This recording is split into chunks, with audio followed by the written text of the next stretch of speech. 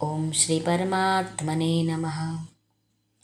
શ્રીમદ્ ભગવદ્ ગીતા અધ્યાય 12 ભક્તિ યોગ.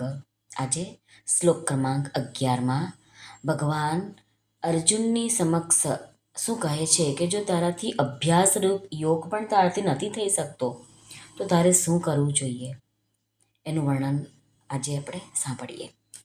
શ્રી ભગવાન ઉવાચ અથૈતદપ્યશક્તોऽસि કર્તુમ મધ્યોગમાશ્રિતઃ સર્વકર્મફલત્યાગં તતઃ કુર્યતાત્મવાન.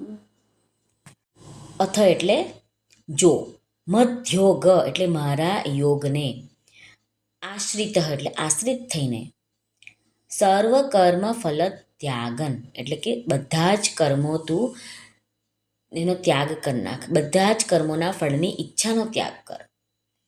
તતઃ એટલે તો, કુરુ એટલે કર, અપી એટલે પણ, કરતુમ એટલે કરવામાં, અશક્ત અસમર્થ છે. ભગવાન અર્જુનને કહે છે જો મારી પ્રાપ્તિરૂપી યોગનો આશરો લઈને ઉપર જણાવેલ સાધન કરવામાં પણ તું અસમર્થ છે તો મન બુદ્ધિ આદિ ઉપર જય મેળવનારો થઈને સર્વ કર્મોના ફળનો ત્યાગ કર.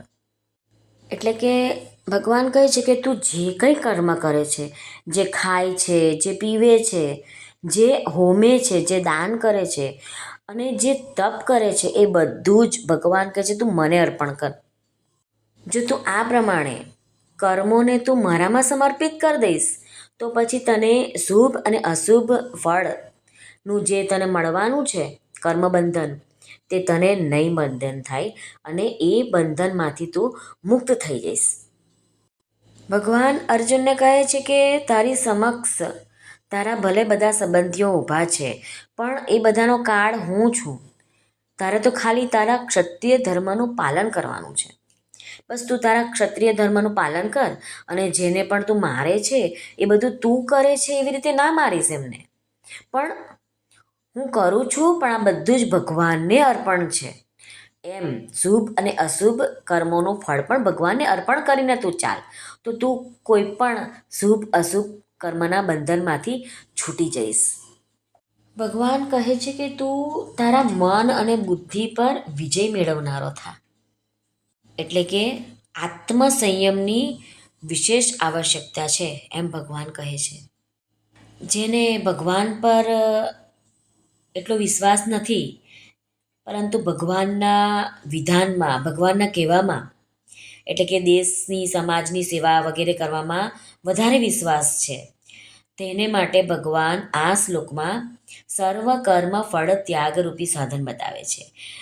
એટલે કે ભગવાન કહે છે કે જો તે બધા જ કર્મો મને અર્પણ ન કરી શકે તો જે ફળને પ્રાપ્ત કરવાનું તેના માટે શક્ય નથી તે ફળની ઈચ્છાનો તે ત્યાગ કરી દે. અને કર્મણ્ય વાધિકારસ્તે માં ફલેશુ કદાચન, ફળની ઈચ્છાનો ત્યાગ કરીને કર્તવ્ય કર્મો કરવાથી તેનો સંસાર સાથે સંબંધ વિચ્છેદ થઈ જશે અને ભગવાન સાથે એનો સંબંધ શરૂ થઈ જશે. સાધકે મન બુદ્ધિ અને ઇન્દ્રિયોનો સંયમ કરવો જોઈએ અને જો ના થાય તો મન દ્વારા વિષયોનું ચિંતન થશે અને તે વિષયોમાં એ આસક્ત થઈ જશે અને આનાથી તેનું પતન જ થશે. હવે આપણને એમ એક વિચાર આવે કે કર્મ ફળનો ત્યાગ કરવાનો છે તો પછી આપણે કર્મ જ કેમ કરવું જોઈએ? કંઈ લેવાનું જ નથી આપણે તો પછી કર્મો કરવાની શી જરૂર છે? એટલા માટે ભગવાને બીજા અધ્યાયના 47મા શ્લોકમાં કર્મયોગની વાત કહેતા કહ્યું છે મા તે સંગોસ્ત્વ કર્મણી, એટલે તે તારી કર્મ ન કરવામાં આસક્તિ ન થાઓ. આમ કહીને આપણે બધા માટે કર્મના ત્યાગનો નિષેધ કર્યો છે કે કર્મ તો તારે કરવો જ પડશે. સાધકે રાગ દ્વેષનો ત્યાગ કરીને નિષ્કામ ભાવપૂર્વક કર્તવ્ય કર્મો કરવાની જ ક્રિયાઓનો વેગ શાંત થાય છે. ભગવાન આ શ્લોકમાં કહે છે કે જે સાધકો છે જેણે સગુણ સાકાર ભગવાનના સ્વાભાવિક રૂપમાં શ્રદ્ધા અને ભક્તિ નથી પરંતુ જે વ્યવહારિક છે, લોકહિત છે, પરહિત છે, એ બધા કાર્યો કરવામાં એમને વધારે શ્રદ્ધા છે, એ બધું કાર્ય એમને ગમે છે. તો એવા સાધકોને માટે સર્વ કર્મ ફળના ત્યાગરૂપી સાધન ભગવાને બતાવ્યા છે. એ બહુ જ ઉપયોગી છે અને એનાથી જ એ ભગવાનને પ્રાપ્ત કરી શકશે. ટૂંકમાં આપણે એમ સમજીએ કે જો બધા જ આપણે બધા જ ભગવાન માટે કર્મ ન કરી શકીએ તો એવા લોકોએ ફળની ઈચ્છાનો ત્યાગ કરીને કર્મ કરવા જોઈએ. કેમ કે ફળેચ્છા જ બંધનકારક છે. ફલે સક્તો નિબધ્યતે. ગીતાનો 5મો અધ્યાય એનો શ્લોક 12મો છે.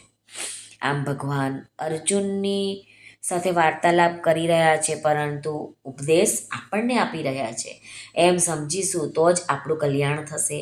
અને આજે ગીતા જયંતીના દિવસે આપ સર્વને ખૂબ ખૂબ શુભકામના. આપણે બધા ઘણા બધા બળભાગી છીએ કે આપણને ગીતારૂપી જ્ઞાન ગંગામાં નહાવાનો મોકો મળ્યો છે. ડૂબકી લગાવીએ અને આપણા જન્મો જન્મના પાપો છે, જન્મો જન્મનો મેલ છે આપણા અંતરાત્મામાં, એને દૂર કરીએ. પ્રભુ પાસે એવી પ્રાર્થના કરીએ કે અમને પણ ગીતામાં ડૂબકી લગાવીને જન્મો જન્માંતરના જે પાપ કર્મો ચોંટેલા છે, બંધન છે, એ બધું અમારું મુક્ત થઈ જાય અને બસ તમારી જ પ્રાપ્તિ થઈ જાય, ભગવત પ્રાપ્તિ થઈ જાય. આપણે એવું ભગવાન પાસે માંગીએ છીએ. શ્રી કૃષ્ણ અર્પણમસ્તુ. સર્વને ભાવથી જય શ્રી કૃષ્ણ. રાધે રાધે. હરિઓમ તત્સત. જય ગુરુદેવ દત્ત. જય સ્વામિનારાયણ. જય માતાજી. નમઃ પાર્વતી પતે. હર હર મહાદેવ. હર સિદ્ધેશ્વર મહાદેવની જય. સર્વનું કલ્યાણ થાઓ, સર્વનું કલ્યાણ થાઓ, સર્વનું કલ્યાણ થાઓ.